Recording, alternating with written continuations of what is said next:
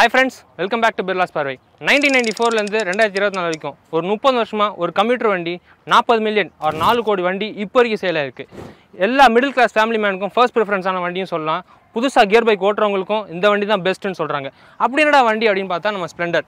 இந்த ஸ்ப்ளெண்டர்லேயே இப்போ புதுசாக 2 வேரியன்ட் லான்ச் பண்ணியிருக்காங்க. நார்மலாக இருக்க ஸ்ப்ளெண்டர் ப்ளஸோட சேர்த்து எக்ஸ்ட்ராவாக 2 வேரியன்ட்ஸ். இப்போ இந்த 2 வேரியன்ட்ஸும் இந்த மொத்த வண்டியோட ஃபுல் ரிவ்யூ தான் நம்ம இன்றைக்கி பார்க்க போகிறோம். இப்போ நம்ம கூட இந்த வீடியோ ஜாயின் பண்ணுறது நம்ம சஞ்சய். ஸோ இந்த வீடியோ ரொம்ப இன்ட்ரெஸ்டிங்காக இருக்கும் அண்ட் யூஸ்ஃபுல்லாக இருக்கும். ஸோ வீடியோக்குள்ளே போகலாம். வீடியோக்குள்ளே போகிறதுக்கு முன்னாடி நம்ம சேனலை சப்ஸ்கிரைப் பண்ணலாம், சப்ஸ்கிரைப் பண்ணிக்கோங்க. அப்படியே பக்கத்தில் இருக்க பெல் ஐக்கானை கிளிக் பண்ணிக்கோங்க. அப்போ தான் நாங்கள் போடுற எஃபர்ட் உங்களை வந்து ரீச் ஆகும். இப்போ வீடியோக்குள்ளே போகலாம்.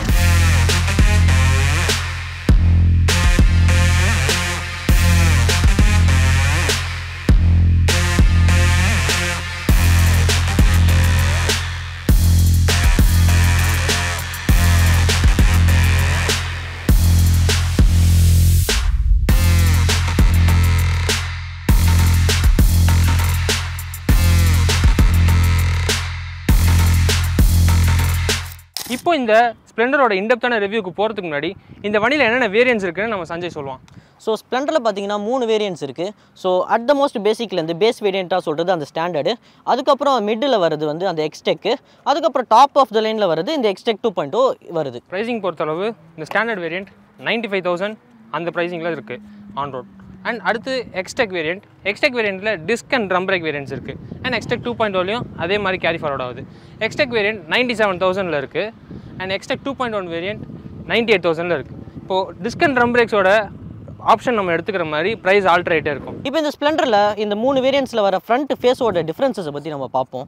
ஃபஸ்ட்டு நம்ம பேஸ் வேரியண்ட் எடுத்துக்கிட்டோன்னா ஜஸ்ட் ஒரு ஹாலஜன் ஹெட்லம்ப் வித் ரிஃப்ளெக்டர் செட்டப் தான் கொடுக்குறாங்க. ஸோ அதில் அந்த இண்டிகேட்டர்ஸ் பார்த்தீங்கன்னா இந்த ஓல்ட் ஸ்கூல் டைப்பில் அந்த ஆரஞ்சிஷ் இதில் கொடுத்துருக்காங்க ஹாலஜன் செட்டப்பில். ஸோ அப்படியே நீங்கள் இந்த மிட் வேரியண்ட்டுக்கு வந்தீங்கன்னா அதே ஹாலஜன் செட்டப் தான் வருது. பட் இதில் வந்து ஒரு டிஆர்எல் ஆட் பண்ணியிருக்காங்க. அதுக்கப்புறம் இதில் இண்டிகேட்டர்ஸ் அதே ஸ்டைலில் தான் இருக்கும். பட் இது வந்து கொஞ்சம் மாடர்னாக இந்த கிளியர் லென்ஸில் கொடுத்துருப்பாங்க. ஸோ அப்படியே நீங்கள் டாப் எண்ட் பார்த்தீங்கன்னா ஃபுல் எல்இடி செட்டப்பில் கொடுத்துருக்காங்க வித் இன்டெகிரேட்டட் டிஆர்எலோடு வருது. அண்ட் இதோட இண்டிகேட்டர்ஸ் வந்து கொஞ்சம் மாடர்னாக ட்ரெண்டியாக ஆக்கிறதுக்காக பேஷனில் இது டிரைவ் பண்ணியிருக்காங்க. இப்போது ஸ்ப்ளெண்டரில் கொடுத்துருக்க வீல் அண்ட் சஸ்பென்ஷனை பற்றி பேசலாம். டயர் சைஸ் பொறுத்த வரைக்கும் 80/100 18 இன்ச்சஸ் ஒரு அலாய் வீல்ஸ் கொடுத்துருக்காங்க. அண்ட் இந்த சஸ்பென்ஷன் பொறுத்த வரைக்கும் ஹைட்ராலிக் டெலஸ்கோபிக் சஸ்பென்ஷன் கொடுத்துருக்காங்க. நம்ம சிட்டிக்கு யூஸ்ஃபுல்லாக ஈஸியாக கம்ஃபர்டபுளாக நம்மளை கம்போஸ்டாக கூட்டு போகிறதுக்கு இந்த சஸ்பென்ஷன் யூஸ் ஆகும். அண்ட் பின்னாடி பார்த்தோன்னா ஒரு 5 ஸ்டெப் அட்ஜஸ்டபிள் ஷாக் அப்சார்பர்ஸ் கொடுத்துருக்காங்க. பில்லியனில் உட்காந்து வர லேடிஸ்க்காக இருக்கலாம், இல்லை நம்ம ஃப்ரெண்ட்ஸே நம்ம கூட்டு போகிறதா இருந்தாலும் சரி, இல்லை யூட்டிலிட்டி பர்பஸான டெலிவரிக்கும் இந்த வண்டி அதிகப்படியாக யூஸ் பண்ணுறதுனால இந்த சஸ்பென்ஷன் ரொம்ப ஆப்டாக சிட்டியில் நம்ம ஈஸியாக டெலிவரி பண்ணிட்டு போகிறதுக்கு ரொம்ப சூப்பராக இருக்கும். பிரேக்ஸை பொறுத்தளவு ஃப்ரண்ட் அண்ட் பேக்கில் ட்ரம் வேரியன்ட் பொறுத்த வரைக்கும் ட்ரம் பிரேக்ஸ் 130 mm சைஸில் இருக்குது. அண்ட் இந்த எக்ஸ்டெக் 2.0 அண்ட் எக்ஸ்டெக்கில் டிஸ்க் பிரேக்ஸ் ஒரு ஆப்ஷனாக இருக்குன்னு நான் சொன்னேன். டிஸ்க் பிரேக்ஸ் ரொம்ப ஃபார் பெட்டராக ரொம்ப நல்லா இருக்குது. ஸோ நீங்கள் ட்ரம் பிரேக்ஸாக டிஸ்க் பிரேக்ஸ்ன்றது நீங்கள் டெஸ்ட் ட்ரைவ் பண்ணிவிட்டு கண்டிப்பாக ஒரு முடிவுக்கு வந்து நீங்கள் டிசைட் பண்ணுங்கள். இந்த ஸ்ப்ளெண்டரில் எந்த வேரியண்ட் எடுத்தாலும் ஒரே இன்ஜின் தான் வருது. ஜஸ்ட் அந்த வேரியண்ட்டுக்கு ஏற்ற மாதிரி அந்த இன்ஜினோட பெயிண்ட் ஸ்கீம் மட்டும் தான் சேஞ்ச் ஆகும். இப்போ இந்த இன்ஜினோட ஸ்பெசிஃபிகேஷன் நீங்கள் பார்த்தீங்கன்னா 97.2 cc இன்ஜின் வருது. Single cylinder air cooled engine தான் வருது. ஸோ இதோட பவர் ஃபிகர்ஸ்ன்னு பார்த்தீங்கன்னா 8.02 bhp அட் 8000 rpmல ரீச் ஆகும்.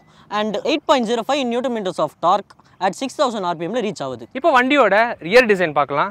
ஸ்டாண்டர்ட் வேரியண்ட்டில் பொறுத்த வரைக்கும் ஒரு கிளாசிக்கான மெட்டல் பட் குரோமில் தான் கொடுத்துருக்காங்க. ஒரு மெட்டல் ஃபினிஷில் லுக்காக இருக்கிற ஒரு கிராப் ரயில் கொடுத்துருக்காங்க. அண்ட் இந்த டெய்லாம்ஸ் பார்த்தோன்னா அதே நம்ம காலங்காலமாக பார்த்த ஸ்ப்ளெண்டரோட அதே டிசைன். இந்த எக்ஸாஸ்ட்டு நோட் பண்ணுங்கள், ஒரு மாதிரி ஷார்ப்பாக ஏதோ கட் பண்ணி விட்ட மாதிரி இருக்குது. ஒரு மாதிரி ஷார்ப்பான லுக்கில் இருக்கனால கொஞ்சம் ஸ்டைலிஷாக இருக்குது. இந்த மெட்டல் கிராப் ரயிலை பொறுத்த வரைக்கும் நமக்கு யூட்டிலிட்டி பர்பஸ்க்கும் யூஸ் ஆகும். பஞ்சி கார்ட்ஸ் வச்சு நம்ம ஏதாவது லோடு கட்டுறோம், இல்லை ஏதாவது இதில் பையே கட்டுறோம் அப்படின்னா கூட ரொம்ப யூஸ்ஃபுல்லாக இருக்கும். இப்படி வச்சு நம்ம இப்படி ஃபாஸ்ட் ரன் பண்ணிக்கலாம். ஸோ இது ஒரு யூஸ்ஃபுல்லான ஃபீச்சர். இப்போ நம்ம எக்ஸ்டெக் வேரியண்ட்டோட ரியர் டிசைன் பார்க்கலாம்.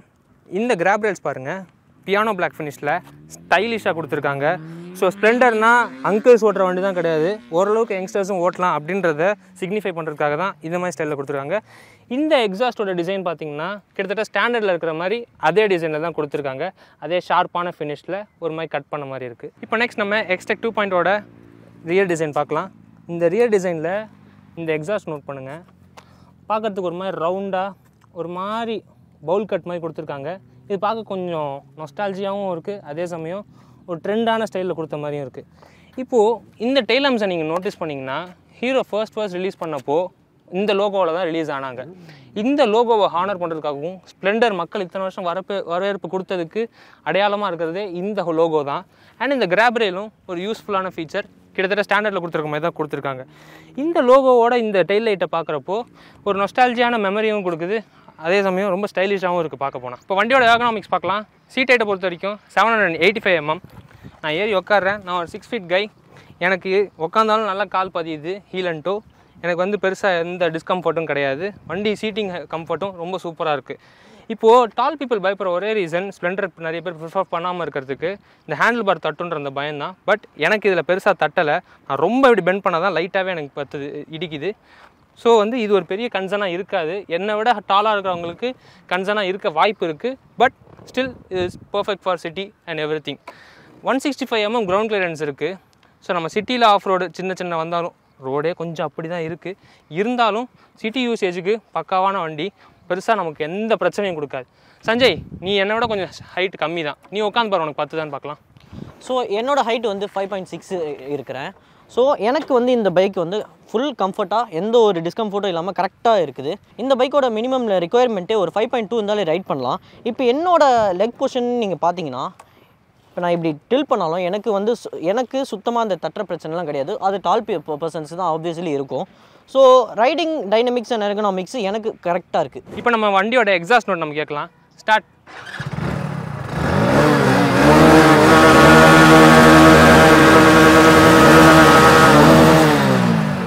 ஸ்டாப்.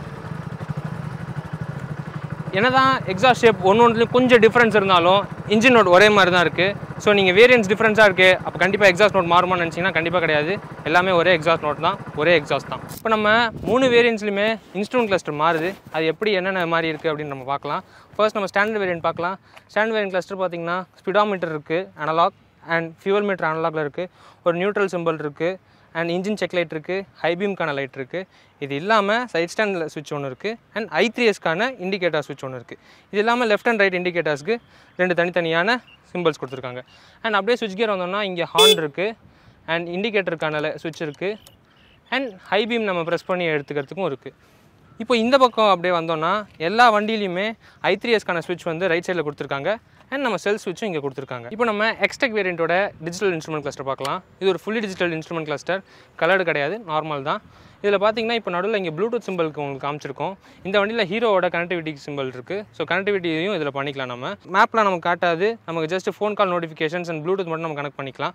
இங்கே பார்த்தீங்கன்னா நியூட்ரலுக்கான சிம்பிள் காட்டுது, ஃபியூவலுக்கான லோ ஃபியூவலுக்கான இண்டிகேட்டர் காட்டுது, ஃபியூவல் மீட்டர்ஸ் இங்கே டிஜிட்டலில் கொடுத்துருக்காங்க, 2 ட்ரிப் மீட்டர்ஸ் இங்கே கொடுத்துருக்காங்க, அண்ட் எவ்வளோ கிலோமீட்டர்ஸ் வண்டி டோட்டலாக போயிருக்கு, ஆவரேஜ் ஃபியூவல் எக்கனாமியும் காட்டும். அது இல்லாமல் இங்கே சைட் ஸ்டாண்ட் இண்டிகேட்டர்ஸ் அண்ட் இண்டிகேட்டரை போடுறப்போ நமக்கு அங்கே notification and check engine light, இது இல்லாமல் I3Sோட நோட்டிஃபிகேஷன் சிம்பிள் நம்ம இங்கே கொடுத்துருக்காங்க. இப்போ நம்ம எக்ஸ்டெக் 2.0ஓட இன்ஸ்ட்ருமெண்ட் கிளஸ்டர் பார்க்கலாம். எக்ஸ்டெக் மாதிரியே சேம் இன்ஸ்ட்ருமெண்ட் கிளஸ்டர் தான் கொடுத்துருக்காங்க, அதில் எந்த சேஞ்சும் கிடையாது. பட் ஸ்விட்ச் கியர்ஸில் ஒரு மேஜர் சேஞ்ச் வந்திருக்கு. ஸ்விட்ச் எல்லாம் இப்போ கொஞ்சம் டாக்டைலாக இருக்குது. 2.0ன்ற நேமுக்கு மாதிரியே வேர்ஷனும் மாறி வந்திருக்கு. இந்த சிம்பிள் நோட்டீஸ் பண்ணிங்களா? எஸ், இது வந்து ஹசார்ட்ஸ் கொடுத்துருக்காங்க இந்த வண்டியில். ஸோ 4 இண்டிகேட்டர்ஸுமே அட் அ டைமில் எரியும். அண்ட் பாஸ் ஸ்விட்ச் இங்கே இன்டெகிரேட் பண்ணியிருக்காங்க இந்த பக்கத்தில். அண்ட் இந்த செல்ஃப் ஸ்விட்ச் கூட கொஞ்சம் மாடர்னைஸ்டாக மாற்றிருக்காங்க. ஸோ பார்க்க கூலாகவும் இருக்குது அண்ட் டாக்டைலான ஃபினிஷில் கொடுத்துருக்காங்க. I3S அப்படின்றது என்னென்னா நம்ம கார்ஸில் பார்க்குற மாதிரி ஆட்டோ ஸ்டார்ட் ஸ்டாப் மாதிரி ஒரு சிஸ்டம் தான். இப்போ நம்ம டிராஃபிக்கில் நின்றுட்டுருக்கிறப்போ வண்டி நியூட்ரலில் போட்டதும் ஒரு 10 செகண்ட்ஸ் கழிச்சு வண்டி ஆஃப் ஆயிரும். நம்ம திரும்ப கிளச் அமுக்கணும்னா திரும்ப வண்டி ஸ்டார்ட் ஆயிரும். ஃபியூவல் சேவிங்க்கு இது ஒரு ஃபீச்சர். பட் இந்த ஃபீச்சருக்கூட சேர்ந்து இன்னொரு 9 சென்சார்ஸ் வந்து இந்த வண்டியில் இருக்குது. அது எல்லாமே எக்ஸென்ஸ்ன்னு சொல்லப்படுற ஒரு சின்ன சிப்பு ECUவில் கனெக்ட் ஆகிருக்கு.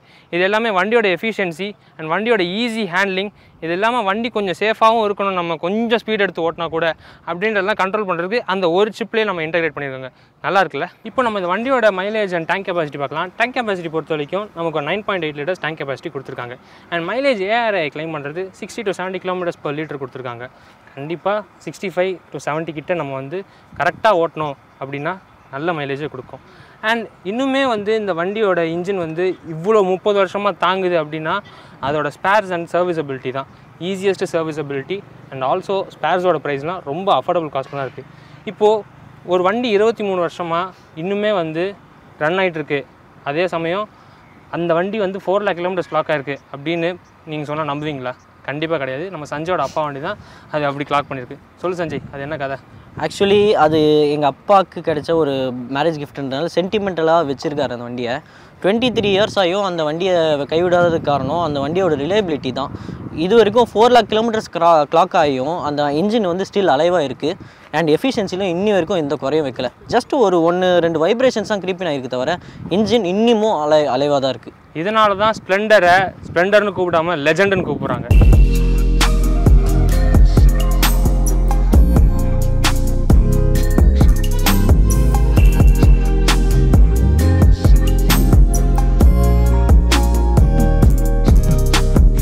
ஸோ ஃப்ரெண்ட்ஸ், நாம் இப்போது இந்த ஹீரோ ஸ்ப்ளெண்டரோட ரைட் ரிவ்யூ தான் பண்ண போகிறோம்.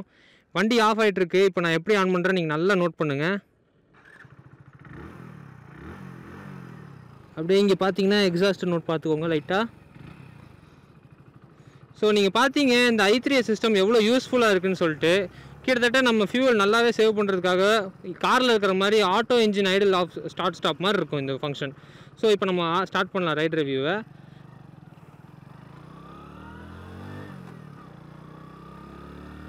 வண்டி அப்படியே ஜாலியாக அப்படியே நிமிர்ந்து உட்காந்து ஓட்டு போகிறதுக்கு நல்லா ஜாலியாக ரிலாக்ஸிங்காக இருக்குது. இந்த வண்டியில் மேக்ஸிமம் ஸ்பீடே கம்பெனி கிளைம் பண்ணுறது ஒரு 70 தான் 80-90 கூட போகும். பட் வந்து 70 தான் ஐடியல் க்ரூசிங் ஸ்பீட். ஏன்னா ஒரு 75 மேலே தாண்டினாலே நமக்கு வைப்ரேஷன் நல்லா வந்துடுது. அதுவும் இல்லாமல் இந்த மாதிரி ரிலாக்ஸாக ஓட்டு போகிறதுக்கும் நல்லா எக்கனாமிக்கலாக ஒரு 60ல் மெயின்டைன் பண்ணிட்டு போகிறதுக்கும் ரொம்ப ஜாலியாக இருக்குது இந்த வண்டி. இது வந்து ஒரு செல்லிங் ஃபேக்டருக்கான முக்கியமான பாயிண்ட் என்னென்னா ஈஸியாக ஓட்டுறதுக்கும் அதுவும் இல்லாமல் ஃபேமிலிக்கு ரொம்ப ஃபங்க்ஷனபுளாகவும் இருக்கும். அதுதான் இந்த வண்டியோட கீ செல்லிங் பாயிண்ட். இந்த வண்டியில் ஒரு முக்கியமான ஃபீச்சர் நான் சொல்ல மறந்துட்டேன். அதுதான் இங்கே சார்ஜிங் பாயிண்ட் கொடுத்துருக்காங்க, ஒரு type B to type C.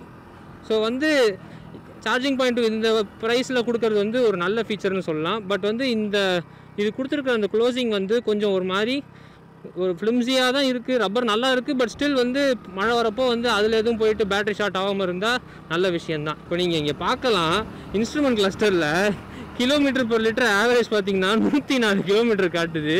But still ARI claim பண்ணுறது அப்படின்னு பார்த்தீங்கன்னா ஒரு 70 km வரைக்கும் கிளைம் பண்ணுறாங்க. நம்ம கொஞ்சம் வந்து கரெக்டான ஆர்பிஎம்மில் கரெக்டான கியரில் ஓட்டணும் அப்படின்னா 70 ஈஸியாக அச்சீவ் பண்ணலாம். இல்லை கொஞ்சம் புஷ் பண்ணி ஓட்டுறோம் அப்படின்னா 60 to 65 நமக்கு கிடச்சிரும். சிட்டிலேயே சரி. ஹைவே வந்து பெருசாக இந்த வண்டி வந்து எடுத்துகிட்டு போகிறது வந்து அது உங்களோட கம்ஃபர்ட்டை பொறுத்து. ஏன்னா சப்போஸ் நீங்கள் இந்த வண்டி லாங் ரைடு எடுத்துகிட்டே போனீங்கனாலும் 70 km or 100 km ஒன்ஸ் வந்து இந்த வண்டி கொஞ்சம் பிரேக் கொடுத்தா தான் இந்த வண்டியோட இன்ஜினுக்கு கொஞ்சம் ப்ரீதபுளாகவும் இருக்கும், ஈஸியாகவும் இருக்கும். சரி, வண்டி ஹேண்ட்லிங் பார்த்தா நல்லா ஈஸி டு ஹேண்டிலாக நல்லா வந்து நம்ம பேச்சை கேட்குற மாதிரி தான் இந்த வண்டி இருக்குது. கரெக்டாக இருக்குது. அதாவது ஒரு மிடில் கிளாஸ் ஃபேமிலி மேனுக்கும் சரி, ஃபஸ்ட் டைம் வண்டி ஓட்டுறவங்களுக்கும் சரி, இந்த வண்டி வந்து அப்படியே ஜெல் ஃபிட்டாக இருக்கும், கரெக்டாக இருக்கும். இருங்க இங்கே ஒரு யூ-டர்ன் போட்டுடலாம்.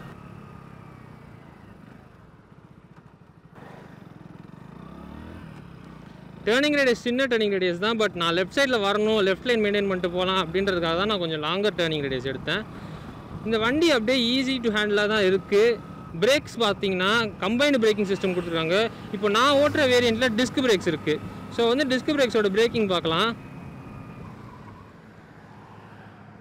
பிரேக்ஸ் நல்ல ப்ராமிசிங்கான பிரேக்ஸாக இருக்குது. ஈஸியான நல்ல நமக்கு வந்து ஈஸி டு கண்ட்ரோலாக தான் இருக்குது இந்த பிரேக்ஸ் எல்லாமே. இன்னொரு தடவை ஒரு பிரேக் டெஸ்ட் பண்ணி பார்க்கலாம். நான் இப்போ வந்து வண்டியை வந்து ஒரு 60 கிட்ட புஷ் பண்ணி பார்க்குறேன்.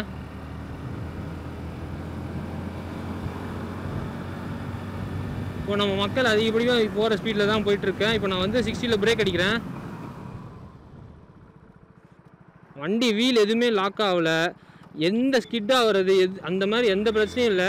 காம்பினேஷன் பிரேக்கிங் சிஸ்டம் வந்து நல்லா சூப்பராக ஒர்க் ஆகுது. நான் பேக் பிரேக் பெருசாக தரவே இல்லை. But still combination braking system இருக்கிறதுனால வண்டி வந்து நம்ம நிப்பாட்ட சொல்ல வேண்டிய இடத்துல நல்லா கரெக்டாக நிப்பாட்டுது. சரி, இப்போது இந்த வண்டி வந்து யாருக்கு செட் ஆகும் யாருக்கு செட் ஆகாது அப்படின்ற பாயிண்ட் ஆஃப் வியூவில் பார்க்கலாம். யாருக்கு செட் ஆகும் அப்படின்னா மிடில் கிளாஸ் ஃபேமிலி மேன், நான் ஃபஸ்ட் டைம் பைக் வாங்க போகிறேன், எனக்கு எக்கனாமிக்கலாக இருக்கணும், எனக்கு பெருசாக ஃபீச்சர்ஸ்ன்ற அந்த எதிர்பார்ப்பு எனக்கு கிடையாது. அண்ட் ஸ்டில் எனக்கு நல்ல fuel economy and easy to maintain வண்டியாக இருந்தால் மட்டும் எனக்கு அது மாதிரி தான் எதிர்பார்ப்பு இருக்குது. அப்படின்றவங்களுக்கு இந்த வண்டி சூப்பராக செட் ஆகும். ஃபஸ்ட் டைம் வந்து நான் இப்போ தான் கியர் வண்டியை ஓட்ட பழகிறேன் அப்படின்றவங்களுக்கு இந்த வண்டி இன்னுமே ஆப்டாக இருக்கும். அண்ட் வந்து இதை வச்சே நம்ம நிறைய லேர்ன் பண்ணிக்கலாம் இந்த வண்டியை வச்சு. இது இல்லாமல் இப்போது வந்து டூரிங் பண்ணலாம், இதோட ஃபியூவல் எக்கனாமி இப்படி இருக்குது, ஸோ டூரிங் பண்ணலாம் அப்படின்னா நீங்கள் கண்டிப்பாக வந்து ஒரு 2-3 விஷயத்த மைண்டில் ஏற்றிக்கணும். ஃபர்ஸ்ட் திங் வந்து உங்களோட டாப் ஸ்பீட் வந்து லிமிட்டட் டு 70 கிலோமீட்டர்ஸ் வரைக்கும் தான். ஸோ நீங்கள் அதை மைண்டில் வச்சுக்கணும். ரெண்டாவது, எவ்ரி 100 கிலோமீட்டர்ஸ்க்கு ஒன்ஸ் வந்து நீங்கள் ஒரு லாங் டிஸ்டன்ஸ் கவர் பண்ணுறீங்க, ஒரு ரைடில் இருக்கீங்க அப்படின்னா எவ்ரி 100 கிலோமீட்டருக்கு ஒன்ஸ் நீங்கள் வந்து கண்டிப்பாக அந்த வண்டிக்கு ஒரு பிரேக் கொடுத்தா தான் இந்த வண்டியால் இன்னும் ஃப்ளோவாக கண்டினியூஸாக போக முடியும். ஏன்னா இது வந்து ஹையர் கெப்பாசிட்டி இன்ஜினும் கிடையாது, நல்லா ஃப்ரீயாக லாங் டூரிங் பண்ணுறதுக்கும். ஸோ அதையும் நம்ம மைண்டில் வச்சுக்கணும். பட் இந்த 8.2 ஹார்ஸ் பவரும் 8.5 நியூட்டன் மீட்டர்ஸ் ஆஃப் டார்க்கும் வந்து ரொம்ப லீனியரான பவராக தான் இருக்குது. ரொம்ப தூக்குனா ஒரு பவர் அப்படின்லாம் கிடையாது. கரெக்டான பிக்கப்பில் கரெக்டான பவரில் ஒரு மனுஷன் ஈஸியாக ஓட்டுறதுக்கு ஏற்ற மாதிரி தான் இந்த பவர் கொடுத்துருக்காங்க. ஸோ அந்த வகையில் the Splendor satisfied me very much. இப்போ இங்கே ஒரு யூட்டன் ரேடியஸ் பார்ப்போமா? யூட்டன் ரேடியஸ் நீங்கள் பார்க்குறீங்க, திருப்புறேன் பாருங்களேன் எவ்வளோ சின்னதாக திருப்பிடுது. ஸோ இவ்வளோ தான் இந்த வண்டி வந்து இப்போ வரைக்கும் 30 வருஷமாக இவ்வளோ நாளுமே இந்த இன்ஜினில் எந்த குறையும் இல்லாமல் இதே இன்ஜினே வந்து கொஞ்சம் ரிஃபைண்டாக ஆக்கி இன்னும் மெயின்டெனன்ஸ் ஃப்ரெண்ட்லியாக ஆக்கி, அதுவும் இல்லாமல் 70 கிலோமீட்டர்ஸ் பர் லிட்டர்ன்ற மைலேஜ்லாம் இந்த காலத்தில் வந்து பெட்ரோல் விற்கிற விலைவாசிக்கு ரொம்ப நல்ல விஷயம். இந்த வண்டி வந்து சிம்பிளாக ஒரு ஃபேமிலிக்கு எங்கனாலும் எடுத்துகிட்டு போகலாம் அப்படின்ற ஒரு இதுக்கு கரெக்டாக செட் ஆகுது. அதனால தான் இந்த வண்டியை ஸ்ப்ளெண்டர்னு கூப்பிடாமல் லெஜெண்டுன்னு கூப்பிட்றாங்க. ஏன்னா 30 வருஷம் இதே டிசைன் இதே இன்ஜினில் இந்த வண்டி இன்னுமே மார்க்கெட்டை ரூல் பண்ணிகிட்ருக்கு. சேல்ஸ் நம்பர்ஸும் இன்னும் அதிகமாகிட்டு தான் போயிட்டுருக்கு நாளுக்கு நாள். சர்வீஸை பொறுத்த வரைக்கும் ஸ்பேர்ஸ் அண்ட் மெயின்டெனன்ஸ் வந்து ரொம்ப ஈஸி தான். ஸ்பேர்ஸ் வந்து உங்களுக்கு பக்கத்தில் இருக்க மெக்கானிக்கில் கூட கொடுக்கலாம், இல்லை நீங்கள் ஷோரூம்லையும் கூட கொடுத்துக்கலாம். விச்சவர் உங்களுக்கு எப்படி இருந்தாலும் உங்களுக்கு எவ்வளோ கம்ஃபர்டபுள் எது கம்ஃபர்டபுள் நீங்கள் பார்த்துட்டு கூட முடிவு எடுத்துக்கலாம். அண்ட் வாரண்டியை பொறுத்த வரைக்கும் 70,000 கிலோமீட்டர் ஒரு 5 years whichever hits you first. So நீங்கள் வாரண்டி அந்த இதில் கூட கிளைம் பண்ணிக்கலாம். இந்த வண்டியில் ப்ளூடூத் சிஸ்டம் நமக்கு கொடுத்துருக்காங்க, எக்ஸ்டென்ஸ்னு சொல்லிட்டு. அது இருக்கிறதுனால நமக்கு என்னென்னா இங்கே வந்து கால் அலர்ட்ஸ் வருது, மெசேஜ் அலர்ட்ஸ் வருது. அண்ட் இந்த வண்டியில் எவ்வளோ பேட்டரி இருக்குது என்னன்றதும் இது வந்து நோட்டிஃபை பண்ணிவிடும் நமக்கு. ஸோ ஃப்ரெண்ட்ஸ், இந்த வீடியோவில் இந்த ஸ்ப்ளெண்டரோட டீட்டெயில்டான ரைட் ரிவ்யூவும் நீங்கள் பார்த்துருப்பீங்க. ஸோ நீங்கள் கண்டிப்பாக இனிமேல் எங்கே பைக் ஓட்டுறதாலும் சரி, ஸ்கூட்டர் ஓட்டுறதாலும் சரி, ஹெல்மெட் போட்டு ஓட்டுங்க, சேஃபாக ஓட்டுங்க, ரேஷ் டிரைவிங் பண்ணாதீங்க, ரோட் ரேஜிலும் இன்க்ளூட் ஆகாதீங்க. உங்களை அடுத்த இன்ஃபர்மேட்டிவான கண்டென்ட்டில் சந்திக்கும் வரை உங்களிடமிருந்து விடைபெறுவது பத்மநாபன், சஞ்சய். பை.